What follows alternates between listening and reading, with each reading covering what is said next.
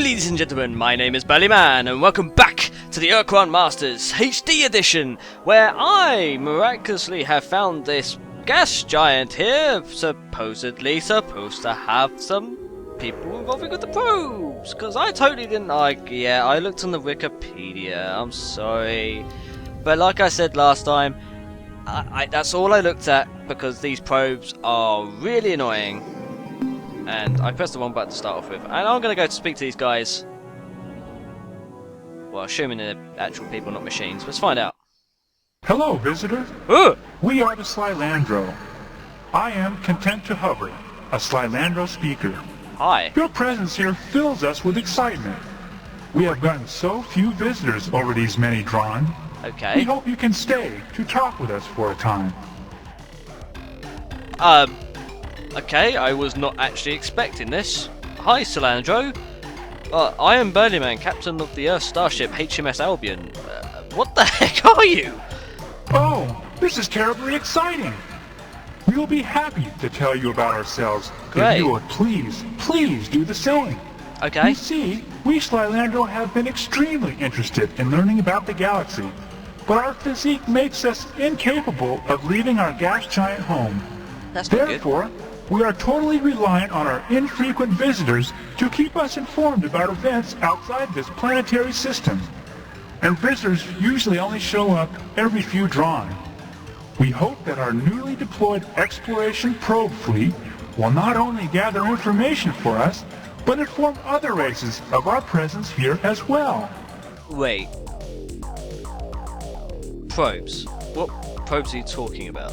You know, it's funny. We hadn't heard from the outside galaxy in a whole Janasa.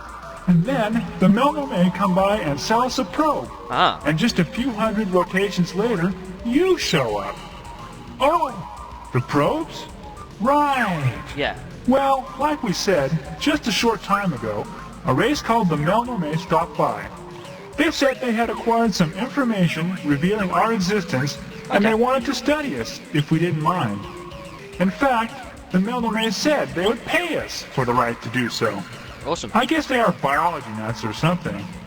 Anyway, in exchange for our information, they gave us a probe vessel. Oh, okay. Just out of pure curiosity, exactly how long is a drawn? The drawn is our primary unit of time. It lasts for an interval equivalent to 4 million rotations of our planet. A drawn is subdivided into 2,000 Janasa. Now please, our turn. Will you tell us about yourselves? Okay. Most of us come from a large rocky world called Earth. Yes, that seems to be the pattern. Just about everyone who comes by here says they developed on a world a lot like that. As far as we know, we're the only sentient species who's ever evolved in the atmosphere of a gas giant. Huh. Of course, from what we know, most travelers like yourselves don't have much interest in gas giants. Not really. So maybe there are others like us, Slyandro, out there somewhere. It's quite possible. You know what? That is very possible. We travel the galaxy in starships seeking knowledge and contact with other sentients. That must be great. To leave your planet and roam the stars. Yes, right. You don't know how monotonous living on a gas giant for 3 or 4 drawn can be. Clouds, clouds, clouds. Wind, lightning, clouds, clouds, clouds. That's it. We know a lot about clouds. If you've got any cloud questions, ask us. Oh, yeah, we have over 800 different symbolic references just to describe them. Wow. Most of the time, when we aren't eating, we hover around and talk about what the clouds look like. Of course, the only things we know about are clouds, food, and other Slyandro. So generally, that's what we think the clouds look like. Well, considering you guys look kind of cloudish, it makes sense. Well, we are particularly interested in studying unusual planets and life forms such as yourselves. Then you should go check out a planet orbiting a blue star not too far from here. Okay. I think there is another blue star right next to it. We can't describe exactly where it is, but the people who told us about it, the Quan I think, said that it was one of the rarest worlds in space. Wow. And that as far as they knew, there were only 10 of these planets in this part of the galaxy. And you said a blue star. An Quan. Well, just to let you guys know, our primary objective right now is to free ourselves from the evil Quan. The Quan? The long brownish guys from the milieu with all the eyes and arms? They used to come visit us regularly about 3 Drons ago. Really? They told us about all the interesting things they found from their scouting missions. No way. They were really nice. Why do you fight with them? Well, I don't remember them being brown. I think you're confused, because those aren't the Quan we're talking about. Ours are green. But the Quan were such good guys. They had lots of interesting things to tell us about, and they never got impatient with our questions.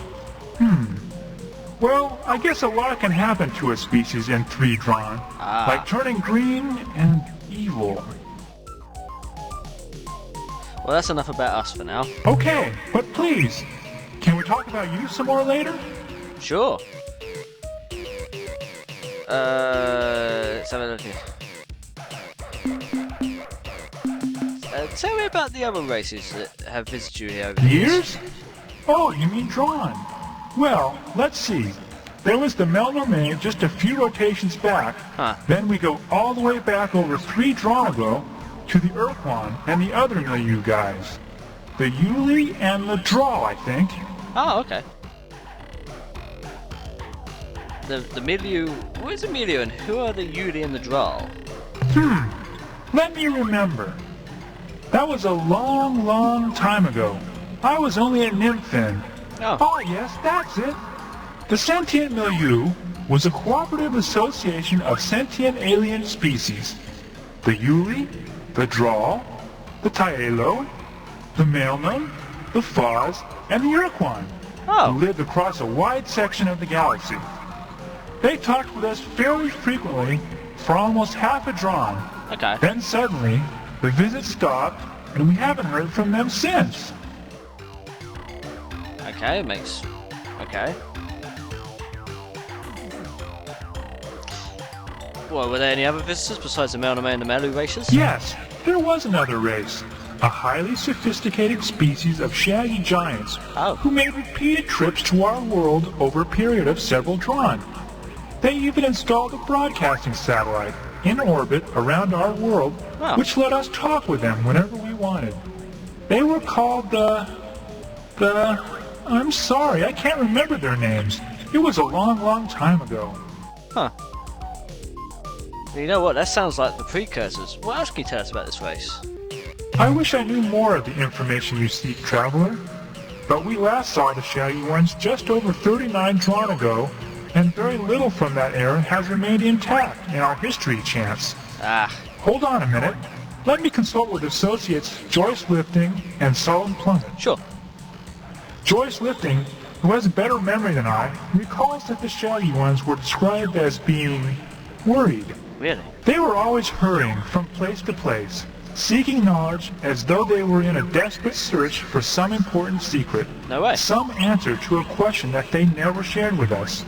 Solid Plummet remembers that the last time the Shaggy Ones visited our world, they came aboard a great circular starship.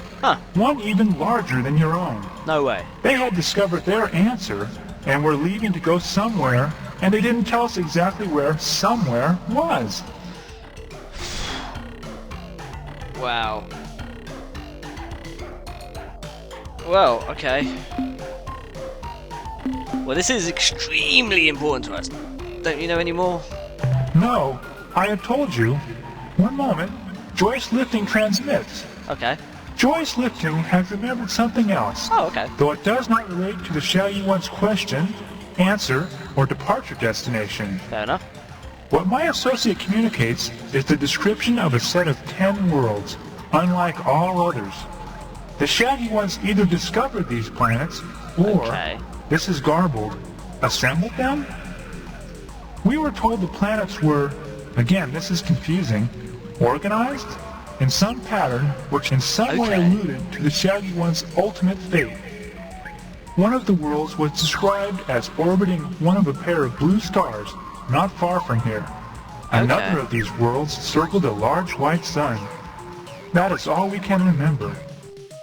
Sounds interesting. Okay, pair of blue stars and a white one. Okay, well, can you tell me more about your probes? Sure, if you are interested. In exchange for information about the life on Source, the Melnorme offered to give us a remote exploration probe. It would roam the galaxy gathering information and contacting alien races, and when it had filled its data storage units, it would return here and reveal to us everything it had learned. Huh.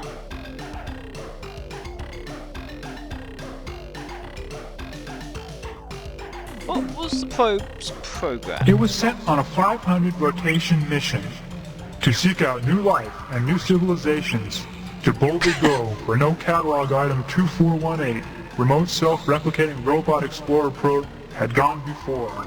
That sounds somewhat familiar. Sort of like, that show. Can you explain the probe's replication ability? Well, we're not hardware people, so we only know the theory. Okay. What happens is that while the probe is exploring space, whenever it's not doing something more important, it hunts for asteroids and similar space junk, zaps it into its component parts, absorbs the debris, and when it has enough raw materials stored inside, it manufactures a perfect replica of itself. Huh. So even though we only bought one probe, by now there should be hundreds of probes, maybe even thousands. Well, why then do your probes attack our ships? Our probes do not attack. They have only defensive capabilities. Offensive behavior is not part of the instructions we programmed into the probe. To do so would be reprehensible. Okay. Well then, can we talk a little bit more about the probe's program? Sure. What would you like to know? Would you explain the general outline of the probe's program? Sure. It was a difficult task for us, since we'd never done anything like that before. But for the most part, we just adjusted its standard program, which went something like scan for targets as defined in target list. If no current target, then select new target from the current targets list using specified priorities. If current position is at current target, then set current behavior to new behavior based on behavior priority settings. Perform current behavior. Okay, that's the basic program. I said it was simple, and here are the tables used by the program. Target list with associated target priority. Okay. Space vessel 5. Transmission source 4. Right. Astronomical anomaly 3. Planet-bearing life signature 2. Right. Raw replication materials 1. Probe behaviors with assigned priorities. Communicate Right. 5. Record data 4. Analyze data 3. Seek replication materials 999. Move to current target 1. That's it. You said 999 for a priority. That sounds very bad. You mentioned the probe's defensive capabilities. Elaborate. That behavior was hard-coded by the Melnorme. We couldn't mess with it. Essentially, the probe will only fire its weapons if it has been attacked and cannot communicate with the attacker. And when defending itself, it uses its lightning weapon? No. The probe is armed with a battery of missiles. Oh. It doesn't use its electrical discharge device in combat. What missile barriers? It's always attacked us with lightning bolts. That's impossible. It's inconceivable. The electrical discharge device is used only for breaking down raw replication materials into their component compounds for easy gathering. Okay, would you like to tell me about the replication behavior? I'd be glad to. You see, the probe has the capability to seek out raw materials, process the raw materials into component compounds, collect the compounds, And then, when it has a sufficient supply, it can build a duplicate of itself. That's right. We decided that since we had only one probe, we should change the replication priority and crank it up so that there would be more probes sooner. What priority did you assign the replication? Well, the factory setting was 2, in between movement at 1 and analyze data at 3. I told Joyce Lifting to set it a bit higher. Let me ask him what he set it to. Oh, my. That was a bit extreme, wasn't it? Joyce Lifting told me he changed it to 999, the highest setting on the dial. There we go then. What is the effect of the priority settings on behavior? I'm pretty sure the way it works is that every time a behavior is completed or interrupted, the program selects a new behavior based on the defined behavior target priorities and what kind of target is currently selected. I think a really high priority would cause a probe to focus its attention on that behavior. Your probe does destroy ships, and I can prove it. No, it cannot. It is not programmed for hostile behavior. What is your reasoning? Think about a probe's replication behavior. The probe seeks raw materials and processes them in preparation for replication. Think about the effect of changing the replication behavior's priority. The answer is simple. It would spend more of its time seeking raw materials for its replication process. So what? Now, what will it do to a ship, given that its replication priority is set to the maximum? I don't see what you are getting at, but I'll play along with you. Like I said, alien ships are the top priority target. No, they're not. Once a probe scanned a ship, it would instantly move toward it. Then, when it got to the ship, it would initiate communication automatically. That's right. When communications were terminated, a new behavior would be selected, and... a new behavior would be selected. And since the replication setting was set to maximum, the probe wouldn't get time to pick a new target. It would use the current target, the ship, for raw replication materials. That's right. It would process the ship, break it into component compounds with electrical discharges. Oh no! What have we done? Traveler, you must tell us what we can do!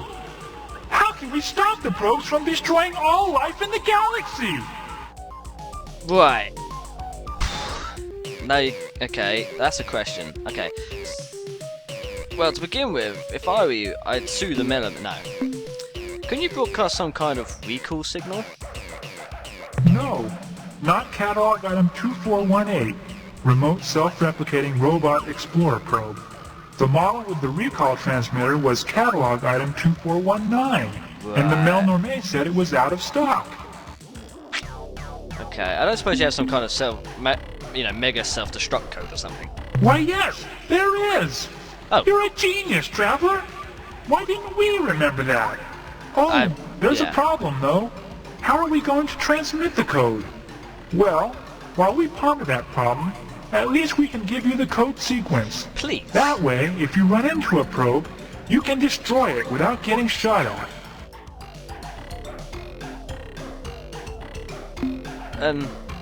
Thanks for the code, actually. Just one more quick question before I go. What are those glowy bits inside of you? Oh my!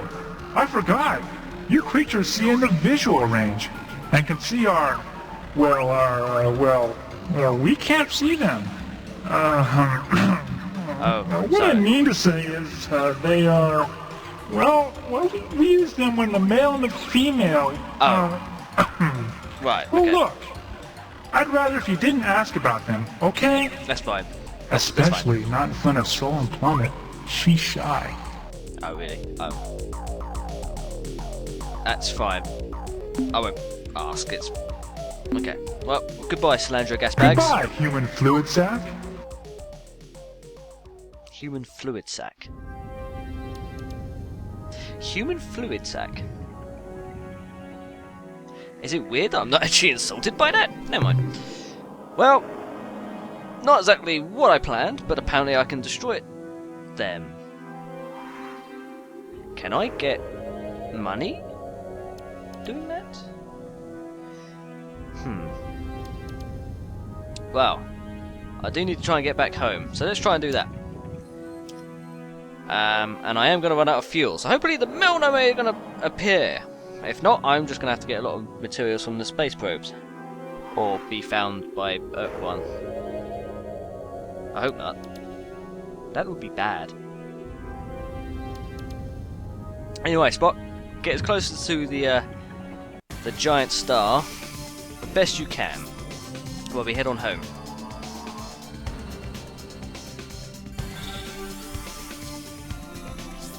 I think we've done well. Spock, drinks all around, even for Picard. We've done a great job here, and I think we may even have an easy way to gain money. Let's hope that we find a probe and destroy it with this magic code, assuming they actually did give us the magic code and I didn't just fly away too soon. In fact, by the looks of things, now that I've got this code, assuming there is not a single probe. Yeah. Anytime now, there's going to be a probe. I hope. Well, I'm kind of running out of fuel, so at least I'm going to be meeting the Melnome. Use all those credits that I've saved up. Oh, hello, what's that? Is that a probe or another alien? Well, either way, it looks like I'm going to be meeting them anytime soon. Alright, we're out of fuel. Right, who are you? A probe! Right, converse. We bring greetings from a friendly species. That you do, I've actually met them. Transmit the destruct sequence. Engaging self-destruction circuitry. Boom! Oh, I get the money! Brilliant! I know what I'm going to be doing. Oh, that's a fair bit as well. Ooh! Oh, I'm a happy burly man.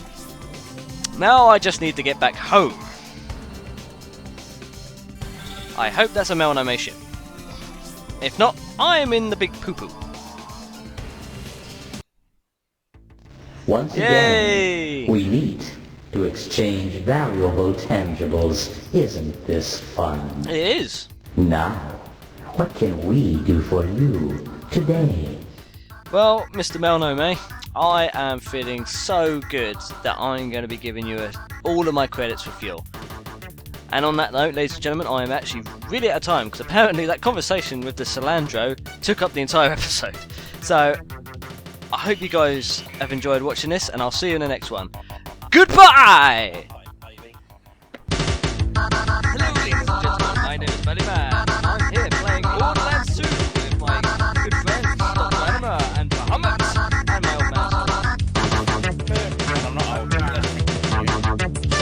I like how I'm on the floor laying down, all you guys are standing up.